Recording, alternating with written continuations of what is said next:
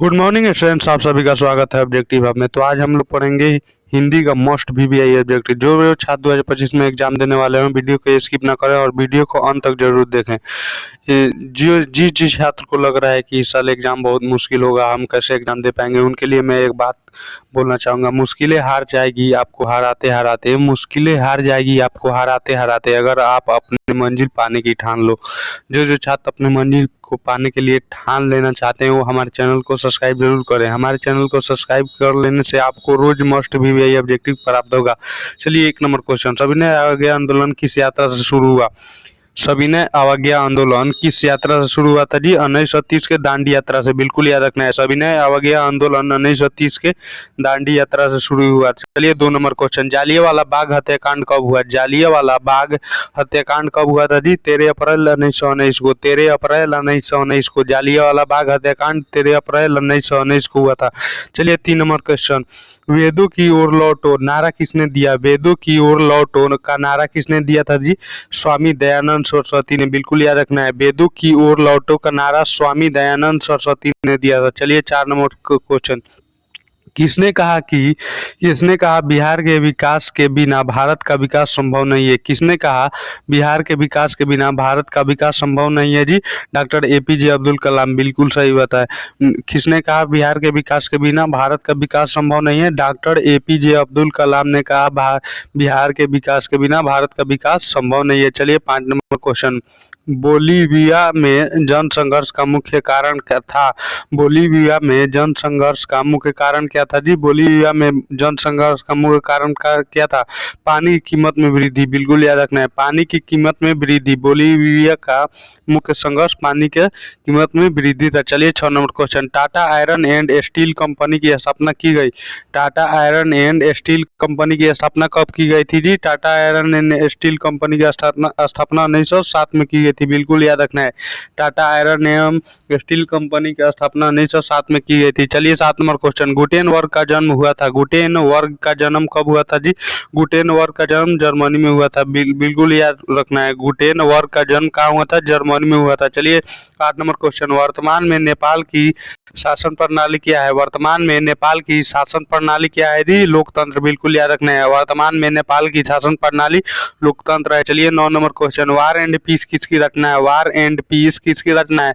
War and peace किसकी रचना है जी? लियो टॉल्स्टॉय की। बिल्कुल याद रखना है, वार एंड पीस लियो टॉल्स्टॉय की रचना है। चलिए, 10 नंबर क्वेश्चन, किसने कहा संसाधन होते नहीं बनते हैं? किसने कहा संसाधन होते नहीं बनते हैं? किसने कहा संसाधन होते नहीं बनते हैं? जिम्मरमैन ने। बिल्कुल याद रखना है, किसने कहा संसाधन होते नहीं बनते हैं? जिम्मरमैन ने। चलिए, 11 नंबर क्वेश्चन, सुनामी कहाँ आती है? सुनामी कहाँ आती है? सुनामी कहाँ आती है जी? समुद्र के पास। बिल्कुल याद रखना है, सुनामी समुद्र में आती है। सुनामी समुद्र में आती है। चलिए, 12 नंबर क्वेश्चन, अंकोर वाट के मंदिर का निर्माण किस शासक के द्वारा बनाया गया? अंकोर वाट के मंदिर का निर्माण किस शासक के द्वारा करवाया गया? अंकोर वाट के मंदिर का निर्माण किस शासक के द्वारा करवाया गया जी? सूर्यवर्मन द्वितीय। सूर्यवर्मन द्वितीय। बिल्कुल याद रखना है, अंकोर वाट के मंदिर का निर्माण किस शासक के द्वारा करवाया गया? सूर्यवर्मन द्वितीय। सूर्यवर्मन द्वितीय। चलिए, 13 नंबर क्वेश्चन, WTO विश्व व्यापार संगठन की स्थापना किस वर्ष की गई? WTO विश्व व्यापार किस वर्ष की गई? WTO विश्व व्यापार संगठन की स्थापना किस वर्ष की गई थी? किस वर्ष की गई थी? 1995 में। बिल्कुल याद रखना है, विश्व व्यापार संगठन की स्थापना 1995 में की गई थी। चलिए, 14 नंबर क्वेश्चन, सिखों के 10वें और अंतिम गुरु श्री गोविंद सिंह का जन्म किस नगर में हुआ? सिखों के 10वें और अंतिम गुरु श्री गोविंद सिंह का जन्म पटना में हुआ था। बिल्कुल याद रखना है, सिखों के 10वें और अंतिम गुरु श्री गोविंद सिंह का जन्म पटना में हुआ था। बिल्कुल याद रखना है, पटना में हुआ था। चलिए, 15 नंबर क्वेश्चन, यूरेनियम का प्रमुख उत्पादक केंद्र है? यूरेनियम का प्रमुख उत्पादक केंद्र है? यूरेनियम का प्रमुख उत्पादक केंद्र कौन है जी? यूरेनियम का प्रमुख उत्पादक केंद्र जादूगोड़ा है। बिल्कुल याद रखना है, यूरेनियम का प्रमुख उत्पादक केंद्र जादूगोड़ा है। चलिए, 16 नंबर क्वेश्चन, नई आर्थिक नीति में किस सम्मिलित नहीं किया गया? नई आर्थिक नीति में किसे सम्मिलित नहीं किया गया? नई आर्थिक नीति में किसे सम्मिलित नहीं किया गया जी? नियंत्रित अर्थव्यवस्था को बिल्कुल याद रखना है। नई आर्थिक नीति में नियंत्रित अर्थव्यवस्था को सम्मिलित नहीं किया गया है। चलिए 17 नंबर क्वेश्चन, निम्न में से कौन बीमारू राज्य है? निम्न में से कौन बीमारू राज्य है? निम्न में से कौन बीमारू राज्य है जी? निम्न में से कौन बीमारू राज्य है? इनमें सभी बिहार बीमारू राज्य है, मध्य प्रदेश, उड़ीसा, इनमें सभी बीमारू राज्य ही है, इनमें सबसे ज्यादा बीमारी होती है। चलिए 18 नंबर क्वेश्चन, भारतीय संविधान के अनुच्छेद 19 में देश के सभी नागरिकों को कौन सा मूल अधिकार दिया गया? भारतीय संविधान के अनुच्छेद 19 में सभी नागरिकों को कौन सा मूल अधिकार दिया गया जी? सभी नागरिकों को कौन सा मूल अधिकार दिया गया? स्वतंत्रता का अधिकार, स्वतंत्रता का अधिकार, बिल्कुल याद रखना है। भारतीय संविधान के अनुच्छेद 19 में सभी नागरिकों को स्वतंत्रता का अधिकार दिया गया है। चलिए 19 नंबर क्वेश्चन, निम्न में से किसको प्राथमिक क्षेत्र कहा जाता है? निम्न में से किसको प्राथमिक क्षेत्र कहा जाता है? निम्न में से किसको प्राथमिक क्षेत्र कहा जाता है? कृषि क्षेत्र को। निम्न में से किसको प्राथमिक क्षेत्र कहा जाता है? किस कृषि क्षेत्र को। चलिए 20 नंबर क्वेश्चन, टीपू सुल्तान शासक थे। टीपू सुल्तान शासक थे। टीपू सुल्तान कहाँ के शासक थे जी? मैसूर के, बिल्कुल याद रखना है। टीपू सुल्तान मैसूर के शासक थे। चलिए 21 नंबर क्वेश्चन, सांप्रदायिक राजनीतिक आधारित होती है। सांप्रदायिक राजनीतिक आधारित होती है। सांप्रदायिक राजनीति किससे आधारित होती है जी? धर्म पर, बिल्कुल याद रखना है। सांप्रदायिक राजनीति धर्म पर आधारित होती है। चलिए 22 नंबर क्वेश्चन, पंचायती राज व्यवस्था सर्वप्रथम किस राज्य में लागू किया गया? पंचायती राज व्यवस्था सर्वप्रथम किस राज्य में लागू किया गया? पंचायती राज व्यवस्था सर्वप्रथम राजस्थान में लागू किया गया, बिल्कुल याद रखना है। पंचायती राज व्यवस्था सर्वप्रथम राजस्थान में लागू किया गया। चलिए 23 नंबर क्वेश्चन, राजनीतिक दलों की मान्यता और उसका चिन्ह किसके द्वारा प्रदान किया गया जाता है? राजनीतिक दलों की मान्यता और उसका चिन्ह किसके द्वारा प्रदान किया जाता है? राजनीतिक दलों की मान्यता और उसका चिन्ह किसके द्वारा प्रदान किया जाता है जी? निर्वाचन आयोग द्वारा, बिल्कुल याद रखना है। निर्वाचन आयोग द्वारा राजनीतिक दलों की मान्यता और उसका चिन्ह प्राप्त किया जाता है। चलिए 24 नंबर क्वेश्चन, भारत का राष्ट्रपति है, राष्ट्रीय पक्षी है। भारत का राष्ट्रीय पक्षी, बिल्कुल याद रखना है, मोर है। भारत की राष्ट्रीय पक्षी कौन है जी? मोर है। चलिए 25 नंबर क्वेश्चन, संचार का सबसे लोकप्रिय साधन है। संचार का सबसे लोकप्रिय साधन है। संचार का सबसे लोकप्रिय साधन कौन है जी? संचार का सबसे लोकप्रिय साधन है। संचार का सबसे लोकप्रिय साधन कौन है जी? संचार का सब मोबाइल, बिल्कुल याद रखना है। संचार का सबसे लोकप्रिय साधन मोबाइल है। चलिए 24 नंबर क्वेश्चन, अंतर्राष्ट्रीय महिला दिवस किस तिथि को मनाया जाता है? अंतर्राष्ट्रीय महिला दिवस किस तिथि को मनाया जाता है जी? 8 मार्च को, बिल्कुल याद रखना है।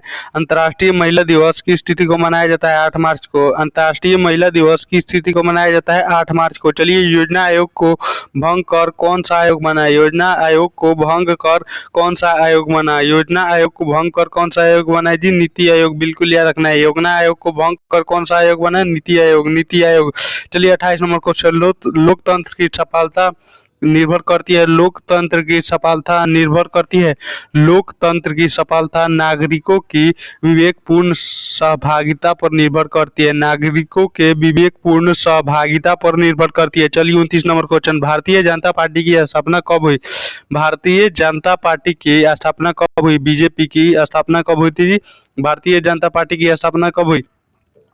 1980 में, बिल्कुल याद रखना है। भारतीय जनता पार्टी का स्थापना 1980 में हुई थी। चलिए 30 नंबर क्वेश्चन, सूचना का अधिकार अधिनियम कानून कब लागू हुआ? सूचना का अधिकार अधिनियम कानून कब लागू हुआ? सूचना का अधिकार अधिनियम कानून 2005 में लागू हुआ था, बिल्कुल याद रखना है। सूचना का अधिकार अधिनियम कानून 2005 में लागू हुआ था। चलिए 31 नंबर क्वेश्चन, निम्नलिखित नदियों में से किसे बिहार का शोक कहा जाता है? कोसी को, बिल्कुल याद रखना है। निम्नलिखित नदियों में से किसे बिहार का शोक कहा जाता है जी? कोसी को बिहार का शोक कहा जाता है। चलिए 32 नंबर क्वेश्चन, बृहद क्षेत्र में जल का उपासना कारण, बृहद क्षेत्र में जल का उपस्थिति के कारण, बृहद क्षेत्र में जल की उपस्थिति के कारण पृथ्वी को कहते हैं। बृहद क्षेत्र में जल की उपस्थिति के कारण पृथ्वी को क्या कहते हैं जी? नीला ग्रह, बिल्कुल याद रखना है। बृहद क्षेत्र में जल की उपस्थिति के कारण पृथ्वी को नीला ग्रह कहते हैं। चलिए 33 नंबर क्वेश्चन, प्राथमिक ऊर्जा का उदाहरण कौन सा नहीं है? प्राथमिक ऊर्जा का उदाहरण कौन सा नहीं है? प्राथमिक ऊर्जा का उदाहरण इसमें कौन सा नहीं है जी? विद्युत, बिल्कुल याद रखना है। प्राथमिक ऊर्जा का उदाहरण कौन सा नहीं है? विद्युत। चलिए 34 नंबर क्वेश्चन, भारत में, एक मिनट, भारत में वित्तीय वर्ष होता है। भारत में वित्तीय वर्ष होता है। भारत में भारत में वित्तीय वर्ष होता है, भारत में वित्तीय वर्ष कब से कब तक होता है जी? भारत में वित्तीय वर्ष कब से कब तक होता है? भारत में वित्तीय वर्ष 1 अप्रैल से 31 मार्च तक होता है। बिल्कुल याद रखना है, 1 अप्रैल से 31 मार्च तक वित्तीय वर्ष होता है। चलिए 35 नंबर क्वेश्चन, इनमें से कौन संस्थागत वित्त का साधन है? इनमें से कौन संस्थागत वित्त का साधन है? इनमें से कौन संस्थागत वित्त का साधन है जी? व्यावसायिक बैंक। बिल्कुल याद रखना है। गांधी जैविक उद्यान किस नगर में स्थित है? संजय गांधी जैविक उद्यान किस नगर में स्थित है जी? पटना में। बिल्कुल याद रखना है, पटना में। चलिए 37 नंबर क्वेश्चन, निम्नलिखित उद्योगों में कौन सी कृषि आधारित नहीं है? निम्नलिखित उद्योगों में कौन सी कृषि आधारित नहीं है जी? सीमेंट। बिल्कुल याद रखना है, सीमेंट। निम्नलिखित उद्योग में कौन सी कृषि आधारित नहीं है? सीमेंट। चलिए 38 नंबर क्वेश्चन, सौर ऊर्जा निम्नलिखित में से कौन सा संसाधन है? सौर ऊर्जा निम्नलिखित में से कौन सा संसाधन है जी? नवीकरणीय। बिल्कुल याद रखना है, सौर ऊर्जा निम्नलिखित में कौन सा संसाधन है? नवीकरणीय। चावल है, चावल कौन सा फसल है जी? चावल कौन सा फसल है? खरीफ फसल। बिल्कुल याद रखना है, चावल खरीफ फसल होता है। चलिए 40 नंबर क्वेश्चन, राष्ट्रीय विकास परिषद का गठन कब हुआ था? राष्ट्रीय विकास परिषद का गठन कब हुआ था जी? 1952 में। वीडियो अच्छा लगा हो तो लाइक और सब्सक्राइब करना ना भूलें, और हमारे चैनल को सब्सक्राइब जरूर कर लें, क्योंकि रोज हम मस्ट बी ऑब्जेक्टिव डालते हैं। चलिए इसी के साथ धन्यवाद।